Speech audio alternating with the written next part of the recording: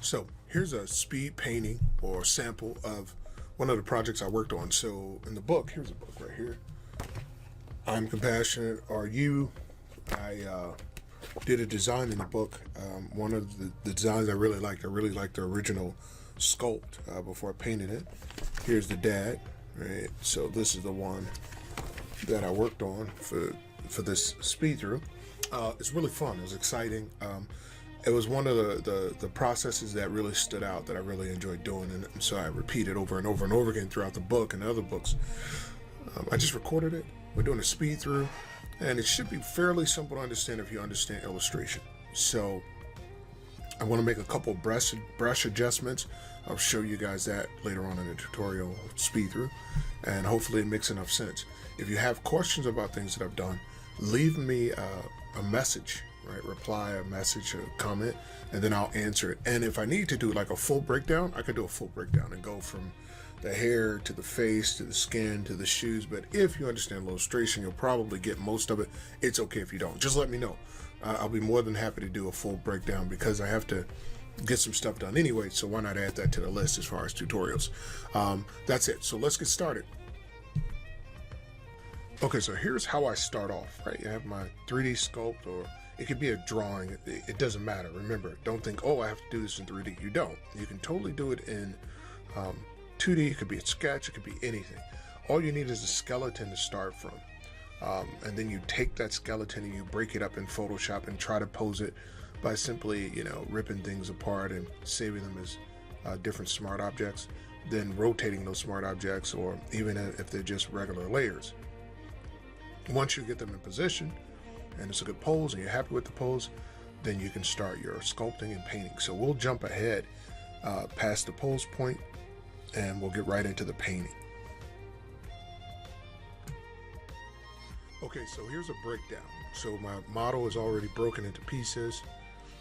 You can already see that. And I did the breakdown in 3D just because. But once again, it doesn't have to be. You can simply take each piece, cut it, break it down into layers, and then put it in the position you want, because we have to paint over it anyway. So remember, the goal is to do a paint over. Great, voila, wonderful. Okay, so once we get the pose, let me show you guys really quick how I would handle this. Let's go Control T. So let's do this. Let's turn this into a flat object, and I don't have my Cintiq. I just have the regular mouse set up, but that's okay, just to give you guys an idea. I would take this arm, copy, cut, and paste. All right, let's put this over here. And if I wanted to adjust this part too, let's go and say, all right, I want this, because I'm using my mouse, so it's going to be nasty, my movement. Forgive me. Copy, cut, and paste. Boom. All right, we got two pieces here, right? So I can get really dirty with this, like I don't have to stay clean. That's why I love this process. I can go, okay, I'm going to make this arm right about here. And let's select this one and go Control T again. Now, if you're worried about losing your detail, you can turn it into a smart object. Let's go over here and show you really quick. Convert to smart object. I have a shortcut already set up, so I can just go. Mine is Control F1, and it turns it into a smart object, so I can keep the detail and I can make it bigger here, or I can make it smaller, whatever, and I won't lose much detail. Okay, so once I get these two pieces where I want them to be, as far as the arm position, I can just move it back here. Look at that, that's decent. Then I'll go Control T. Let's see, we'll move it out, or let's move it down, and we can do like a monster painting of this, give him like a Akira arm. If you haven't seen Akira, you're being a nerd. It's one of the greatest animations that's ever been produced in the history of the world. Akira! Okay, all right. So look, so now I got this nice long arm that's bigger, whatever, so I can turn him into a monster if I want to. The goal is to use this as my base, the baseline of my painting. So I'm not relying so much on what's already there. I'm just building on top of it. So even if I had a black and white drawing, I would do the same thing, because ultimately I have to paint over it. Okay, so hopefully this setup makes sense. Let me go ahead and the setup makes sense, so I can have the same character. Now, if you're an illustrator and you work on children's books, a lot of times people say, man, I'm having a tough time keeping my character looking the same. Well, guess what? Here's a really good way to do that. where you can make slight adjustments, and it's still the same amount of work. In a way, it's a different type of work. Then you have to glam it up, make it all pretty, get it together, and your work will be consistent. You won't have that problem of, oh, I'm not doing consistent artwork anymore. All right. So that's just a bit of the process. So let's go ahead and we'll start. With the painting.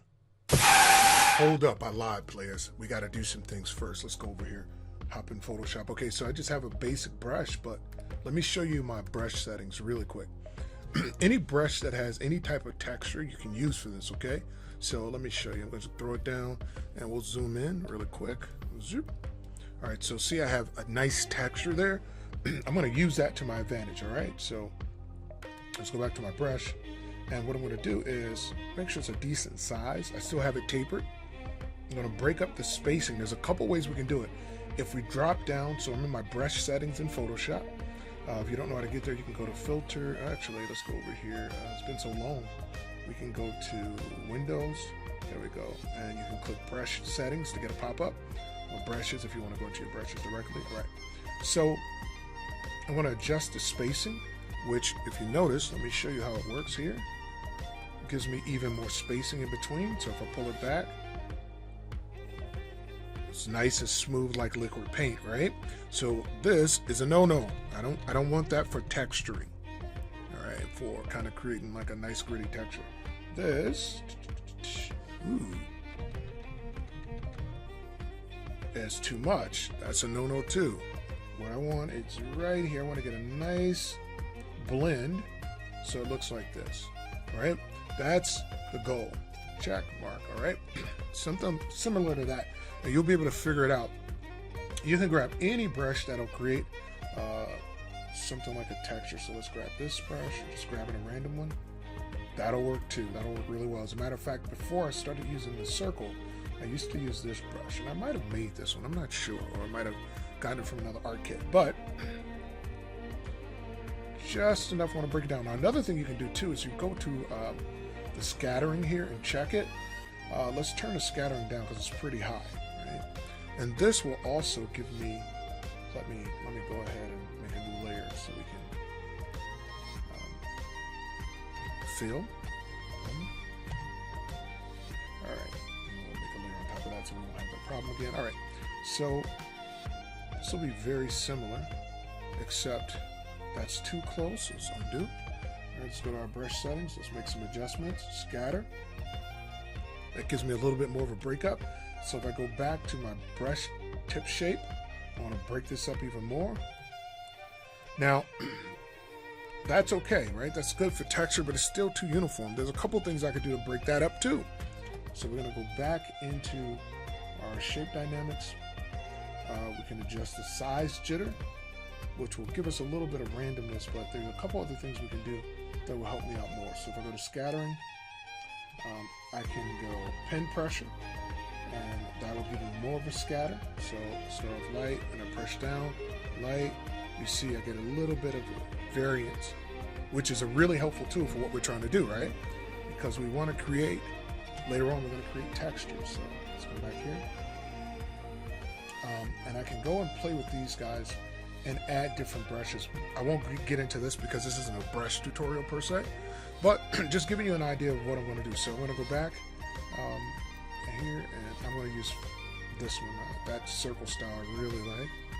And I still have my brush texture on for my scattering, and it's pretty intense.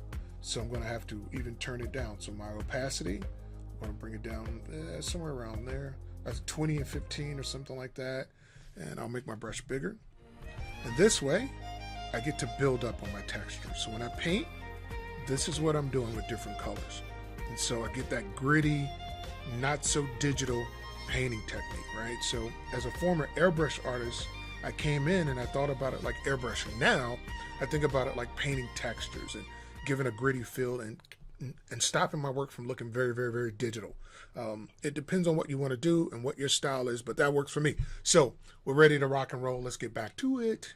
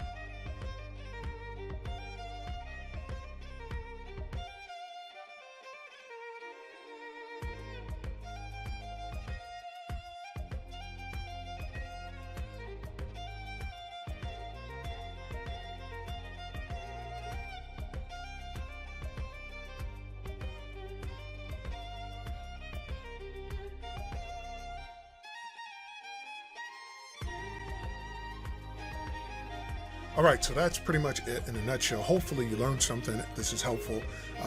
I love the brush technique. You know, that little snippet will change your work quite a bit, and maybe some other things you picked up that'll help you. So that's it. I'll be dropping some more. I might do a full tutorial, once again, just a breakdown of every piece where I go through the hair, the skin, and even the clothes, how I paint clothes and things like that. So thank you guys. Like, share, subscribe, come back, leave comments, hit me up on Instagram, Tigo Sketch, Facebook, hit me up, and let's get some work done. Be found working. All right, I'm out.